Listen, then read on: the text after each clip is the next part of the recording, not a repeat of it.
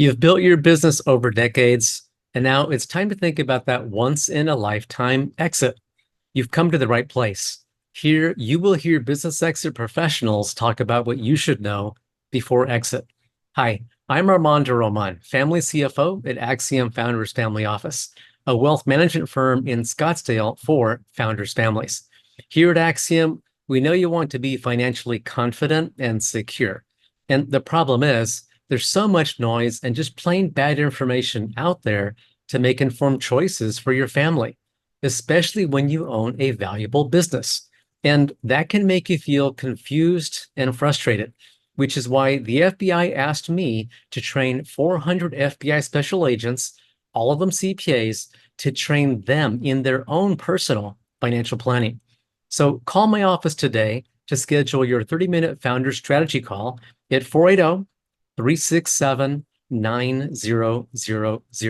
There's no cost, no obligation. You have nothing to lose. Enjoy this episode of the Founders Guidepost. In this episode of the Founders Guidepost, I'm going to go through the questions I've been hearing from people as we've been making invitations, extending invitations to our upcoming Scottsdale Founders Forum. And the event is all about exit. When it comes time to think about the exit of your business, which is typically the most valuable asset your family now owns, it's got to be done in the right steps, the right process, the right time, so that the outcome is best for you. So as we've been calling to invite people to our private invitation-only event, the Scottsdale Founders Forum, we've had some interesting conversations with people. And I'm going to go through the 10 questions or comments I've been hearing from people as we've had conversation about their business, that most valuable asset, and what they think they will or will not do when it comes time for them to exit from the business. First question was, and I heard this a few times, the question is, what is my number? And what they were saying is they're not sure what their number is, meaning when it comes time to sell, how much would they sell the company for where they feel that's the right number for them? Now, the reality is there's always a market value on everything. And what the market will pay is not always what the owner wants to get. Those are two different numbers. It's the same thing when it comes to your house. You might want to get a big fat number if you sell your house, but the market has a certain price and that's where you are. Now, the difference in a business is it is not completely unusual that a strategic buyer can come in and pay much more than the numbers might otherwise say the company is worth. So you do have an advantage there if you find that right buyer and you are just the right company for them. So for you, what is your number? Do you know what that number is? And when you think about that number, think about the after-tax effect. So if you sell the company for, say, $20 million, after tax, what does that really mean? Because what really matters to you is after-tax money. So again, what is your number? Second question, entity structure. Does the entity structure matter on your business? Yes. And quite simply, they're in the tax code, the federal tax code. If you are a certain type of entity and you go through an exit a certain way, you can literally pay zero capital gains on the sale of your company. Many people don't know that. Many people have never heard about that.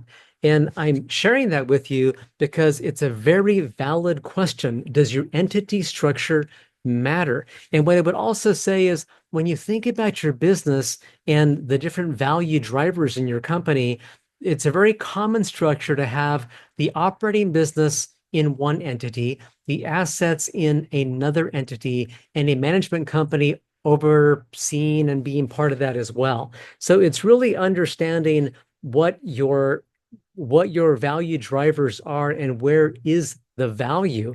And that should get to answer the question about entity structure as well, because the different entities that are part of your company need to be holding the different parts of value, depending on your business, of course. The third thing, taxes. How do you reduce the taxes on your sale? Well, it all begins with planning way up front. And like I just mentioned about entity structure, that might be one benefit that you might want to talk about with your tax CPA right away. Does the entity structure that you have today, does it make sense? But when it comes to reducing taxes, you need to understand how you're structured now, but then also the depreciation you have up to this point, the capital gains taxes, what is ordinary income. And it's not a quick, simple, easy answer when you ask the question, how do you reduce taxes? What it means is you've got to have a conversation well in advance of the sale so that if you need to do some restructuring, if you need to move some assets around, if you need to do some retitling on your assets, that you have enough time to do it and to get that all done so that you can have the exit that you're looking for. The fourth question that came up, that's been coming up is, don't want to sell the company. I want to keep it. Okay, great. If you want to keep it, fantastic. This is your company. You are in the driver's seat. And don't let anybody else put pressure on you to do anything that doesn't make sense for you and your family. And you've got to also think about, in that context, when people are approaching you and talking with you about sale, they always have their own motivation. They all get paid a certain way. And if the only way somebody gets paid is if you sell your company, well, of course, they want you to sell your company. But you've got to think about you and your family and your situation and what you want going forward. Does it even make sense to sell it? For this a person I spoke with who did not want to sell, the decision had been made. They were going to keep the business and they were going to pass it on to the next generation. Fantastic. Many companies go from one generation to the next. And the question is, how do you do that in a way that makes the most sense for your family? Because you want to protect the value of the business and keep that business producing the way it has been. And you also want to be respectful and maintain all those family relationships that are so important to you. How do you navigate all those? And the easier part of that is probably the structuring with the taxes and the entities and that. The more difficult part is making sure that all the people in that second generation are understanding what is happening, why it's happening, why is it being structured a certain way, and communication is key. I'll repeat that. Communication is key from generation one to generation two, and making sure that generation two understands what's really happening and why. And just because, say, you have 4 kids, it doesn't mean that each kid needs to get 25% of your business. That's simple math. And yeah, that kind of makes sense and seems equitable. But when you've got some in the business and some out, some who care about the company, some who don't, well, there are other ways to be fair to the 4 kids than just giving them all an equal ownership of the company. And so when it comes to you passing that on to the next generation, communication is key. Looking at the best way to do this really makes sense for, or really has to be mindful of who is in that second generation. And you know your kids, you know which ones are kind of hot-headed, which ones are short-tempered, and which ones run purely on emotions, which ones run on logic. You've got to understand the personality types and make sure you put mechanisms in place, structure in place, and all of that so that you maintain the family relationships, which of course are incredibly important as well. The second part of not wanting to sell that I heard from another business owner is, we want to keep the business until we die. And they were pretty darn adamant they were going to keep that company until they die, which meant maybe another 20 to 30 years or so. And that's great. That certainly is a way to go. My immediate thought when I hear that, though, is, well, what could change in the marketplace that could decrease the value of your business? What if you suddenly have a health issue that requires you to step away from the company? What if always comes to mind. So for them, fortunately for them, they had an investment banker they were talking with who, when they said to that investment banker, we don't want to sell, we want to keep it till we die, the investment banker very thoughtfully asked questions, which are basically a SWOT analysis. What are your strengths? What are your weaknesses? What are the opportunities? And what are the threats? And as he drilled down on some of those with them, and this is what they came up with from their own opportunities, threats, etc. But when he asked more questions about each of these areas, it became apparent to the owners of the business that for them, maybe keeping it the next 30 years, maybe that wasn't the best thing that they should do. Maybe they should instead explore, if they took the business to market in the next 12 months or so, what might that look like? And he also gave them a range of value between X and Y. That's what the range of value will probably be once it's ready to go to market. So again, if you don't want to sell your company, don't sell it. But it is important to understand what the options are and what that landscape looks like and thoroughly understand it so that when you have made that decision, it is in fact the right decision for you at that time, for your family and your company. The next question I've been hearing is, I can't make any mistakes. This is a one and done, meaning that when this exit happens and now that money goes from the owner's business to their personal pockets, there cannot be any mistakes. It is that critical. It is that important to the family that it be done correctly, that it be done right. So one and done means this is your once in a lifetime chance to have that exit. Got to be done right. Well, how do you get things done right? You take all the appropriate steps. You get all the appropriate counsel from your tax CPA, your business attorney, your investment banker, your family CFO, wealth advisor, from all those people that need to be part of that picture so that when it is all done, there's no question you took all the appropriate steps. So again, if this is a one and done, and this is your golden goose that is going to now take care of the family for the next generation and beyond, it has to be done right. The next question I heard was about trusts, having trusts that are domiciled in Arizona, in Tennessee, in Delaware. Where should your trusts be domiciled? And that question comes down to, what does the state law look like in each of those respective states? Because every state has its own state laws. And it's important to understand in the context of you and your family and your company, where you might want to have those trusts established and why might you want to have those there. Some of the different states offer anonymity, meaning when you set up a trust, there's nobody can see who owns this trust and who is the beneficiary. That's what anonymity means. So if you are in some kind of a lawsuit, that means that the other side who maybe is potentially going to sue you, they can't see that you own that trust. That's what anonymity means. It might also mean favoring beneficiaries, favoring trustees, favoring laws that are just different from state to state. So obviously with 50 US states, each state has its own laws. It's important to get an attorney who really understands what you're trying to accomplish and that he or she understands the different states that the entities can be created in to accomplish the goals that you are trying to accomplish.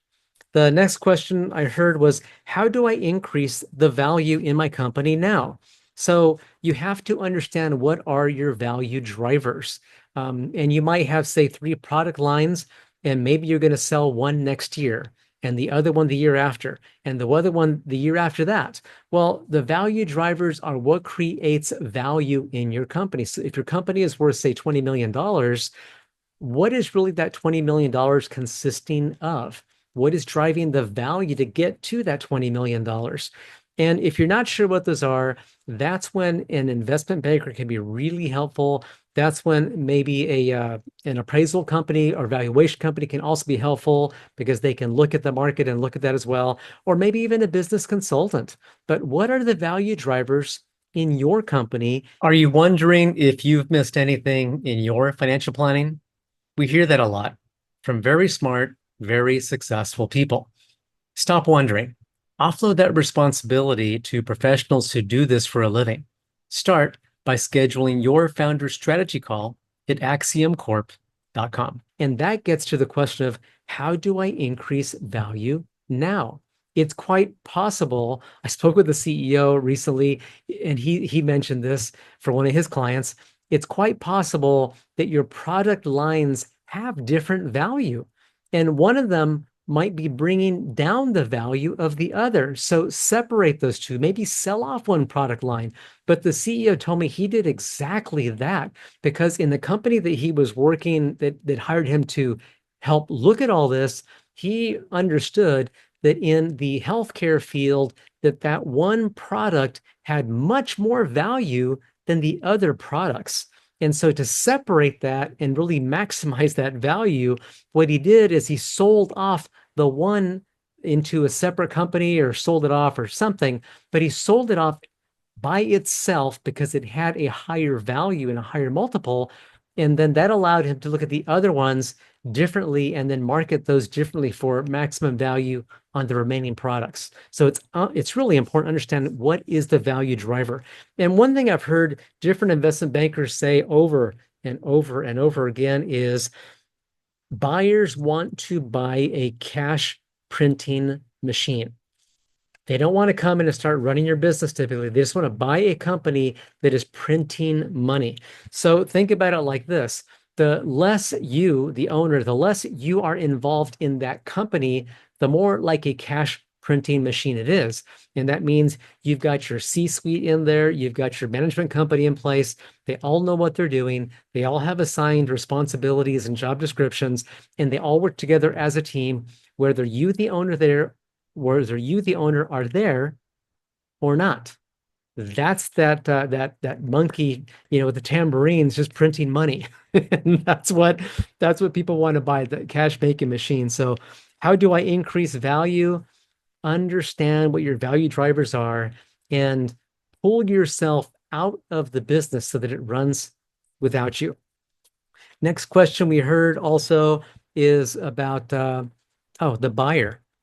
Does the buyer matter? Well, to some people, the buyer of the company is extremely important. I spoke with one today who said that his employees have been with them for about 25 years. They're great. They function completely independent of him. They don't need him there at all. They really don't. And he wants to make sure that when that buyer comes in, they take care of his people. So for him, the buyer was critically important. I also spoke with another business owner just a couple days ago who said, for different reasons, that his buyer was very important to him. And the reason it was important is he felt that he had to sell to a private equity firm that really understood the value of the founder and really relied on that founder to continue guiding that company going forward. And so the buyer, does it matter to you? Well, it may or it may not. It depends what you are trying to get to. Again, if you've got employees you're trying to take care of, well, maybe that buyer really does matter a lot. And maybe that is your number one thing that's super important to you. But understand what is important to you. And as you start going into that exit mode, that you get focused and clear on what you're trying to accomplish with this exit of your business. For many people, the exit is a once in a lifetime transaction. And you don't just flip a switch and you're done. It takes coordinating, it takes planning, it takes a lot of strategizing with the right people so that you can feel good about that exit when it is done and have that exit that makes the most sense for you, your family, your company, your employees. All those matter in this exit picture. The next item I heard is it the right time? That's a good question. Are you mentally, emotionally in the right place that you can step out of your business without later having regrets? Did you do what you wanted to do? Did you accomplish what you wanted to accomplish? But sometimes our health forces us to make decisions that we never thought we would have to make. And is now the right time because you have a health issue that is suddenly creeping up? Or is it a health issue with your spouse or somebody else in the family? And now it's more important for you. And I spoke with the company about this about 3 weeks ago.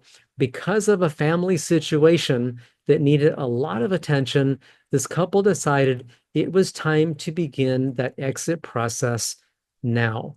Before this health issue, that exit was probably 5 or 10 years down the road. But because of the severity of this problem, this health a medical problem with a member of the family, it changed everything. And hopefully that doesn't happen to you, but it does happen to some. And the last item I've been hearing is, and this is a very important one, I'll be trading my income for a one-time payment. How do I know it's enough? So if the company's been producing 3 million of profit a year and you're offered one big fat check net of taxes, how do you evaluate, is this really the right amount of money to exchange that income for? Um, once the companies begin to produce, your company begins to produce a good, steady profit, well, it's hard to give up that income.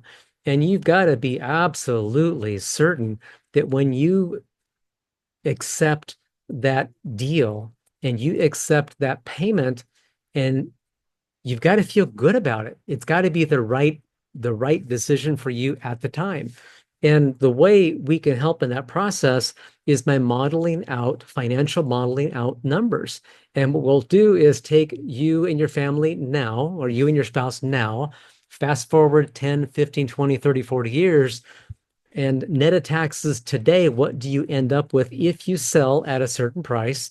What is that going to look like for your family? And of course, you have to factor in inflation. You must factor in rising healthcare costs. You must factor in Medicare, potential long-term care. You've got to factor in the grandkids, how you want to take care of them, take care of the education needs of any other family members, and all those things that to you are important. That's what has to go into that equation, so that when you trade that income for a one-time payment, well, now that one-time payment is what is required, net of taxes, required to support your lifestyle for the rest of your life and provide that chunk of money that you want to leave behind for whatever purpose is important to you. Now, often the wealth creator, the first generation wealth creator, wants to set up a big nest egg to help the family going forward for 2 or 3 or more generations beyond themselves. Great, very admirable. What is that going to cost? And what is that nest egg going to be spent on? I spoke with a founder just recently who decided they were going to keep their company, and great. Well, the company is very, very profitable, and they're going to, in effect, just hand that over. And we'll put a lot of restrictions on that, of course. But when they hand that over, they're doing it from the mode of helping to take care of the family, giving them a vehicle that will provide for them for the rest of their lives. And when I said, well, how do we keep the next generation from going out and buying a Lamborghini because now they can afford to? Oh, no. We don't want them doing that. Well, right. So let's make sure we put some guardrails up, put some restrictions up, so that you don't all of a sudden spoil the kids and, or worse, ruin the kids. And obviously these are not kids, these are young adults at this point. But how do you not ruin them or ruin future generations because they were not mature enough or responsible enough to be good fiduciaries, good stewards of what you actually gave them? And the way you do that is you communicate, and you communicate often. And even if you communicate for a very long time, it doesn't mean that generation two is going to listen. And at some point, you just got to make a judgment call. Is it going to work or is it not? But anyhow, those are the different questions that we've been hearing as we've reached out to people about our upcoming Scottsdale Founders Forum. And these are the concerns that have come to mind for people. So that's why I'm so excited that we are hosting our fall 2024 Scottsdale Founders Forum event, because that event is all about these questions that I just voiced to you. And if you are thinking about some of those questions, how they pertain to you and why they matter and how you might act on some of these questions and or thoughts, well, you should. Because when you have that business and you're in the driver's seat, it is completely up to you what you want to do with this business. And it can be overwhelming. It can be daunting. It can be so much that you might not make any decision and just delay it. But I'll say to you that delaying it doesn't solve the problem. And you know that, obviously. It needs to be addressed. And if now is the time to address it, then it's probably worth addressing. And if you're thinking that our Scottsdale Founders Forum event would be beneficial to you, reach out to me. Happy to give more information about it. And we will record this event. We will post this as a future podcast. So you will get to hear our professional panel of experts talk about many, if not all of these things that I just mentioned. At our upcoming Scottsdale Founders Forum, we will have an estate attorney who is also heavily in the tax side of things. And he will talk about why estate planning and gifting and trusts and spousal lifetime access trust and all that, why that matters and why it needs to be considered when you think about that exit. We'll have a merger and acquisition attorney talk about the purchase sale agreement and how he puts protections in there to protect during that sale and after the sale. He'll talk about the letter of intent, the letter of interest, and he will say, do not sign that until you have your attorney review it, because some of those items, even though not intended to be binding, they influence the ending purchase sale agreement quite heavily, and they might even be binding if you're not careful. And we'll also have a tax CPA at our Scottsdale Founders Forum. He will talk about the working capital requirements. He would talk about the quality of earnings report. And very importantly, he would talk about the taxes, the tax ramifications of how that sale looks. And net of taxes, how can you reduce that tax burden now and maybe later for estate tax purposes as well? And we'll also have an investment banker. He will talk about the value drivers in the company. What are buyers looking for? What do they pay a premium for? What do they want to see when they look at your company as a potential target for them to acquire? And that's what investment bankers do. They look at all those things for you. And then once they have packaged you up and made you look nice and pretty, they take you to market and look for a multiple of buyers so they can begin to bid on you and bid that price, your value of your company higher and higher and higher, and get the best deal for you. That's part of what they're tasked to do. And I will also be on the panel myself as a family CFO, as a wealth manager. I will talk about the things I've just talked about now. And really, it's focused on the family, on the well-being of the family, and making sure that for your family, as you've created this wealth, that it is nice and neat and protected. It's producing what it needs to at this point going forward for the rest of your life and beyond your life. What will it do for your family and for the community, for the charitable organizations and the charitable impact in the life of significance that you want to have? If you have any questions on this, please do reach out to me. Happy to answer any questions. Best way to reach me is telephone 480-367-9000, or reach out through our website, axiomcorp.com. Hope you enjoyed this episode of the Founders Guidepost. When you think about exiting your business, that's often a once-in-a-lifetime event with no do-overs, and the stakes can be very high for your family. Before making that leap, ask for your free copy of our Scottsdale Founders Forum white paper, packed full with information that first-time sellers should know before exit. And schedule your 30-minute Founders Strategy Call at axiomcorp.com. Your exit can be amazing, everything you dreamed of, when you plan ahead and take all the appropriate and necessary steps. That's what's possible. Until next time, I'm your host, Armando.